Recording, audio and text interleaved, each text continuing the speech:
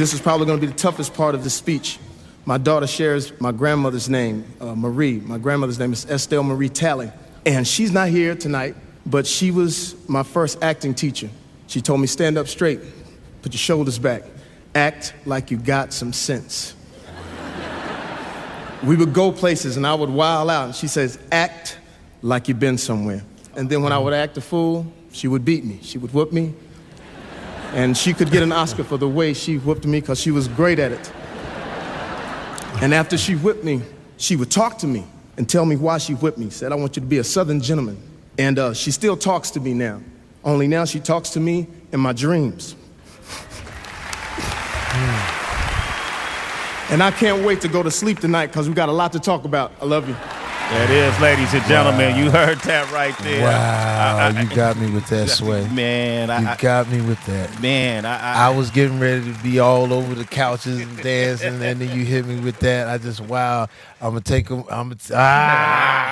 Let me, these glasses are fogging up. Come on, man. Jamie Foxx. Yes. Man, come on. In the house like furniture, down like gravity. Come on. Come on, baby. Come you on. See this Come back. Pulling us in. You back? Triple. I'm back. You back? New York City, baby, all day. We got him here. Academy, yes. Grammy yes. Awards. How many awards? It doesn't even matter, man. It's the BET Awards. BET Don't Awards. leave that. Don't do that. BET, NAACP. Yes. Okay. Golden Globe. Yeah.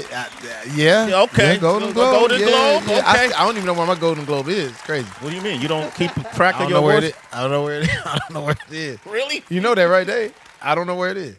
I don't. Those I swear. Yeah, but even with me, when we won the Oscars, I still wasn't following no rules. When we won the Oscars, we didn't go to the governor's ball. Remember that? Dave threw a party, but we couldn't say that we knew we was gonna win. So I said, "Yeah, we gonna sneak go to the party." Even when I get in the party, it's all us, Lisa Ray, everybody. I remember having the Oscar. I lost the Oscar that night too, cause somebody grabbed it. And, yo, let me get a picture, and they took it. And next thing I lost it, and they was smoking weed and stuff. Yeah, when the Oscar came back, he was off the base. He was like, man, what is going on? I know Denzel didn't do this. But, yeah. Man, I was thinking about that because we've often, me and you talk a lot. Yeah. We talked about you winning the Oscar and how incredible that was. But I didn't really get a chance to talk about, when you titled your book, Act Like You Got Some Sense. Yeah. It took me back to that speech. Yeah. That's why we started with that, man. What did you think when Charlize Theron said it, Jamie Foxx? You know what I thought? I thought Andre Harrell. Really? I know that's going to trip you all the way out. When Charlize Theron said my name, I thought Andre Harrell, God bless, because a few years back, I saw Charlize Theron in a club, and I didn't know who she, was. This was years back. But you know how black people, we say, oh, girl. I said, oh, that's old girl. That's old girl from the, and I was with Andre Harrell. He said, first of all, black man, calm down. You can't approach that because you don't have the cityness to understand. You got to have the golden statue to even go over it. And I'm listening to Andre, and when I turned, she gone. I said, hey, I could have been talking to her. You talked me out of it. Next thing you know, Charlize Theron is giving me the Oscar. I go on stage with that speech, but in the back of my mind, the first person I called, people know, was Andre Harrell. I called him as I'm walking off the stage, and I said, Charlize, would you be kind enough to say hello to somebody? And then Andre said, black man, you did it. Wow. And that was the first thing. Yeah, that's crazy, right? The way things came. And but during that time, God bless him, talking about Andre, he would always sort of talk me through things, because being from Texas, I was always enamored with people from the city. Like I told you just before we was talking, I said, being in New York just has this thing. So being a young black kid in Texas, I always was enamored. So Andre was always saying, do this, do that, even when it came to race. So that was a moment. And then the act like you got some sense in the speech is basically my grandmother. It's like, every black kid, I think, at the time when I was growing up, you go into a store, your parents be like, hey, we gonna go in the store. Now you act like you got some sense. So that was the first thing my grandma would always say, act like you got some sense. But it went even further because of some of the disciplines and the things that she gave me and how she could see the future of what I was gonna be. I thought it was appropriate for me to name the book that, because I use her principles from Texas to govern loosely my two daughters and that's why the book is named that. Oh man, that's amazing, man. Yeah. You know, and I can hear when I'm reading these stories. Like you got a chapter called "Love and Basketball." Yeah. Knowing when to shut up. Yeah, you know, to shut up. Yeah, and all of the different stories in this book, as you can feel it when you read it, it's actually my voice. Like, you know, sometimes people do a book and they writing like, you know, with these big words and all this other kind of stuff. No, it's exactly the way, you know, I talk. And then some of those stories, when we talk about love and basketball and things like that, talking about my daughter playing basketball when, you know, she's playing with the boys. And people don't know my daughter's actually at 5'10" right now. And, you know, at 13 years old. 5'10"? Yeah, she's 5'10". At 13, she was 5'9". Damn. She was 5'9" when she was like 9, 10. So, you know, being there with her and sort of, she said, Dad, they won't pass me the ball. That's all right. When you get it, you know what to do. And she makes it. And, you know, this is like in Malibu, you know what I'm saying? I think the game went to 8. You know what I'm saying? Because these kids could play. But she had 4 points. I yell out, yo, we got 4 points. And the lady was like, Mr. Foxx, here in Malibu, we don't keep score. I said, for what? Because we don't want anybody to feel like they, you know, didn't accomplish. I said, well, my daughter just scored. She got all that. So I'm out there, yeah, I get kicked out the gym. All these different things that, you know, that are in the book. But it was being there with my daughter, empowering her and saying, no, ain't nobody ever going to not acknowledge your accomplishments. And then I ended up becoming a coach. And you read in the book. And then the last game before COVID was over, she had 21 points against the boys, 17 rebounds, 5 blocks, and they only had 25 points the whole game. So this book is not only talking about stories of my daughter, but also empowering them to make sure that they can go and do whatever they want to do, and Daddy's got their back. You got to do that, man. I got a 23-year-old daughter. So yeah. So, I'm often trying to remember the game that my grandparents give me. So I can make sure there's certain threads of information I always want her to know. Yeah. You know, in terms of being empowered, understanding that it's nothing she can't accomplish. Yeah. And also let go and let God. You know those. You know what I mean? Yeah. You got to do that because when you're saying, like, you know, giving her those things, like a lot of times guys, and this is what you get in the book, guys think that inherently women have the authority with their daughters. But even with women, it's sort of one-sided once they start to grow up and boys are introduced. Who's better to tell them about boys than me and you? Come on, Jamie. So when my daughter 12, 13, I'm already telling about the birds and the bees. I'm already letting her know what's up. You letting her all the tricks? I said, listen, I already know what he finna do. And I let her know it's going to be a threat. Yeah. She's like, what? It's going to be a threat. As long as that dude know when he come over that something might happen to him if he don't act accordingly. In the book, I talk about we at the crib and she bring a boyfriend over, Corinne, my oldest daughter. She bring a boyfriend over. She don't already know. I already did the background check, the whole 9. But she come in and Snoop happened to be at the crib. And so Snoop was, I said, Snoop, there he is right there. Shake him up. And Snoop literally crip walked over to him and he was like, hey, look here, cuz. Hey, you know, we hear Uncle. We just want you to act accordingly. You know what I'm saying? And he was like, you know, and my daughter was like that. I said, we just want that guy to know that you got a lot of people that love you, and if anything go wrong, we come running. So those types of stories are in the book. Now, Snoop ain't gonna be at everybody's house. No. But somebody that has an uncle or something like that, you know, those types of things happen. And so I was in the book making it plain and making it, like, you know, modified and simple, even though my daughters are in a good position. I still got a parent. And I still got, you know, I still got things wrong, you know what I'm saying? You know, so it's a really good read. But you talk about that in the book. You said you're not going to have every answer. No. You know, and to even build on that story, I think you talked about how Corinne brought somebody home, and I think you was on the set of Django. Yeah. And then eventually he spent the night. Yeah. Oh, see, now and this is where me and you, like, I was like, is Jamie I'm reading, like, is he gonna let the dude spend the night? Because, okay, so you let him spend the night? Yeah, here's the thing though, Sway. So what I was saying was, I gotta be new dad. Because I think old dad, I was trying new dad, and new dad is this. She said, well, Dad, we're sleepy. What do we sleep? I said, listen, you can sleep in the same room. But you know what I'm saying? Just, don't mess me up. And so she walks off. She walks off, but I hold the boy. I say, hey, listen, you hear what I'm saying to you? And I had the Eddie Murphy lips. You hear what I'm saying to you? don't mess me up. He's like, yeah, whatever. So then they go in the room. So now it's night. Now I'm in the other room with my youngest daughter and her mom. She said, what are you doing?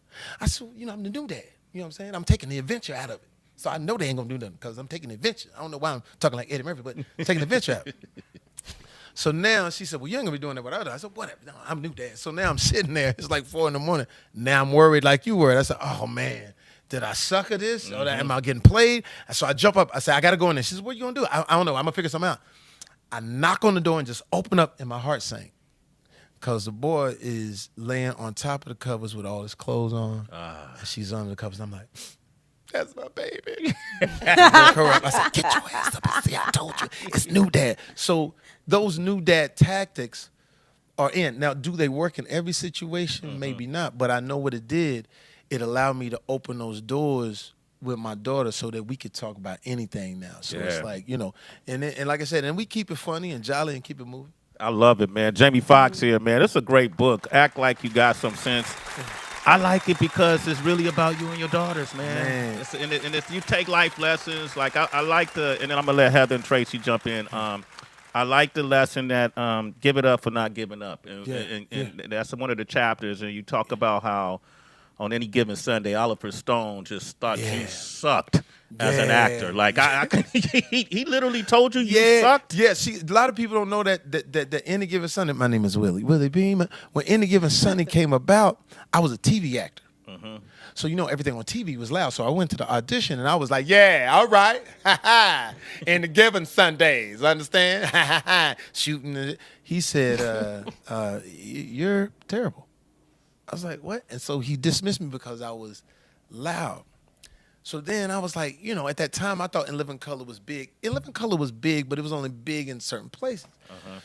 So I felt, upset about it. But then they said, you got to come back and read for the agent. So I read for the agent. He says, you're no good at this either. I was like, oh, man. So then some weird kind of way I go in and he says, listen, I actually need somebody to play the lead character. Can you play the lead character? I said, well, to be honest with you, I was mad about what you said. Da-da-da-da-da. He said, don't worry about that, right? He said, can you do this? I said, yeah, because I used to play football in high school. So I couldn't get it right, Sway. I kept doing it. He says, you're terrible. So what I did was I just became the character. I grabbed some Dallas Cowboy gear, took my guys out to a football field, and we just acted like we were the guys. We came up with that song, that chant, my name is Willie Beam, I keep that. And then we turned a VHS tape into him. And he looked at it, he said, this is it. Send it in to Warner Brothers. And that's how I got the gig. But that was all about not giving up. And then once I got the gig, here's how my daughter's coming to it. My daughter's young. So I'm going to be away from my daughter in Miami. And I'm worried about that because, those years are important. I think she's like 4 or 5. And so Oliver Stone did a solid. He said, bring your daughter. I said, what? Bring your daughter to work. Bring your daughter with you so she'll understand that those days that you're not around, she'll understand that you're burning the midnight oil for her, and she won't think that she's being abandoned. So that was a nice ribbon on that story. Absolutely. Jamie Foxx, man. Still being responsible now, Heather. He was on a jet plane with Leonardo DiCaprio, Jonah Hill. They partying upstairs, and Jamie just being the daddy downstairs, milking the kid and burping the kid. He matured, HB. He matured now. Wow. I've been to parties with Jamie. Yeah. I done partied at Jamie's house. Yeah. I just met this Jamie for the first time. New Jamie. New Jamie, HB. But Jamie, thank you so much. Oh, go ahead. No, go. No, thank you so much for joining us today. And the fact that you just shared that story about your process with Any Given Sunday and Oliver Stone, I find it mind-boggling that you had like 3 opportunities to audition for one movie, which most people don't even get one. And I'm thinking like somewhere along the line, God or faith or your spirituality had to come in it, because I think low-key, at being a fan of yours, you are an incredible spiritual dude. Yeah. And I'm just wondering if your grandmother had anything to do with that side of you that you may not often get a chance to express. Most definitely.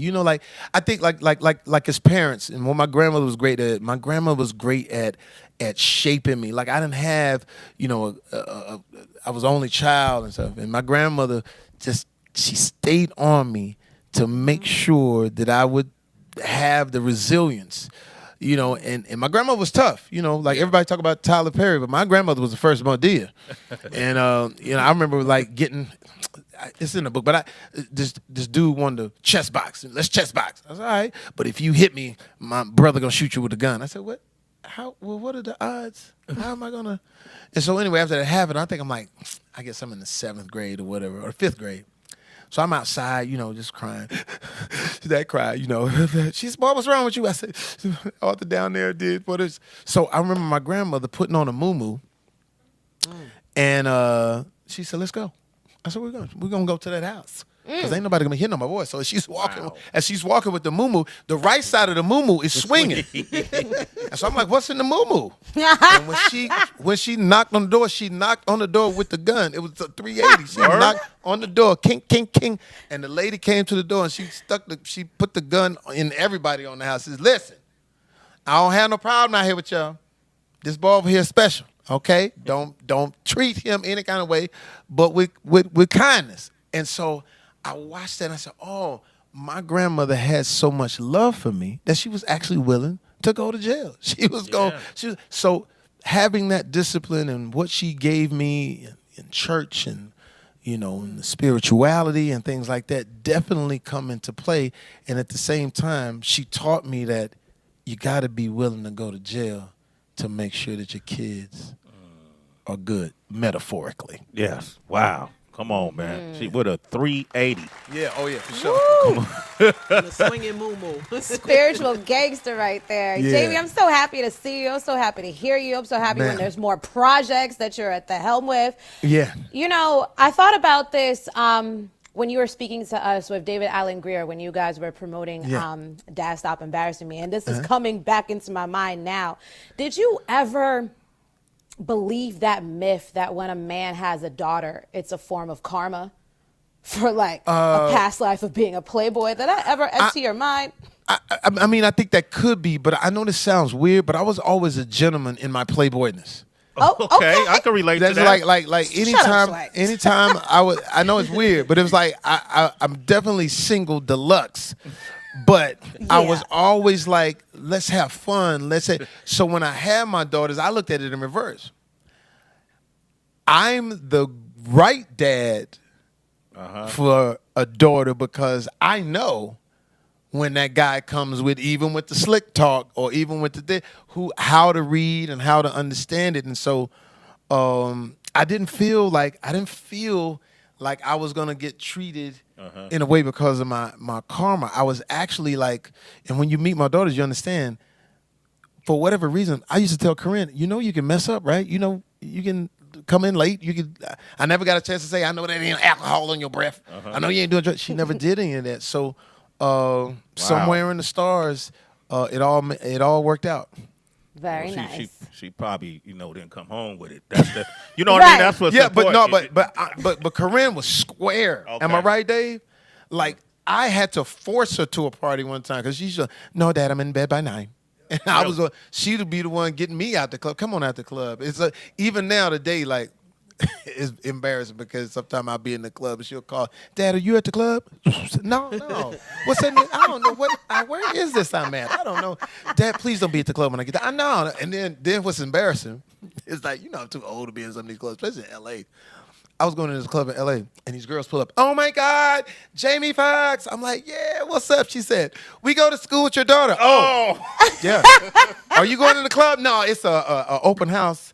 Right. I'm heading up this way for the open. So, I'm constantly doing that. So that's why it says other things that my daughters have taught me as well. I stopped going to the club when my daughter moved to New York to go to NYU. Yeah. I would feel filthy. Yes. Like if I'm in the club and she clubbed, so I couldn't even do it, man. Yeah. I want to ask you this great book, first and foremost, as a father, and I think a lot of fathers and mothers should definitely read this book. I like how you talked about when your personal life converged with your professional life and how to even balance that. That was a big issue for me because we from the generation, we taught to just grind. Yeah, we taught to grind. And my personal life was, especially early on, I'm trying to get on. You know how we work. Come on, so we got to go everywhere. We got to go everywhere to make things right. So sometimes that personal life would keep me away from my daughter. And then I would come home and Disneyland, come on, eat the cotton candy. Let Mickey Mouse fix it, And I found out that was the wrong thing to do. So now she growing up, and my daughter hit me with like, Dad, I think we need to go to therapy. I said, black people don't go to therapy. What you talking about? Wow, she said that. I said, black people. She says, Dad, come on. So I do. I go to therapy, and when I went to therapy, of course, you know what I did? Jamie Foxx did. Mm-hmm. I was, as a father, I do the best I can, and I'm with that, and I'm over talking. And the therapist was like, could you be quiet for 2 seconds and let her talk? Oh, yeah. But she's going to tell you how great I am as a father, of course. And my daughter looked at me and said, Dad, I ain't like you. I haven't liked you for a while. I was like, what? And she said, all of the Disneyland, all of the money, all those things, that's great, but where we at? Where we at? I need to see you. And it caved me in. Could I have said, okay, well, hey, but I gave you this, and I gave you that. And the way she looked at me is like, I know she don't deserve that. And now thinking back in my life, the emotional pothole I had with my biological parents who, weren't around, I'm like, you got to do the right thing. And so I changed the way I move. She's with me all the time, strengthening that bond, being there, being present, because I was,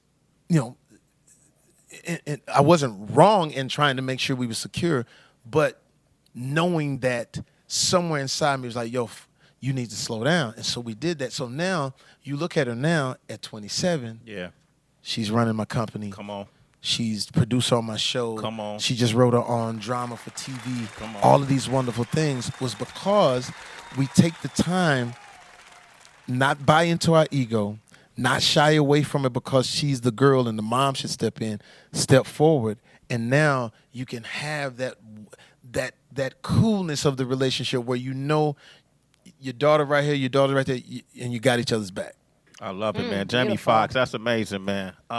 That's an awesome story. That's the real. There it is, man. Get the book, Jamie Foxx, Act Like You Got Some Sense. Incredible book. Yeah. I can't wait to see what's next for you, brother. Man, listen, and here's the other thing I got to tell you. I got to give a shout out to Nick Cannon. Absolutely.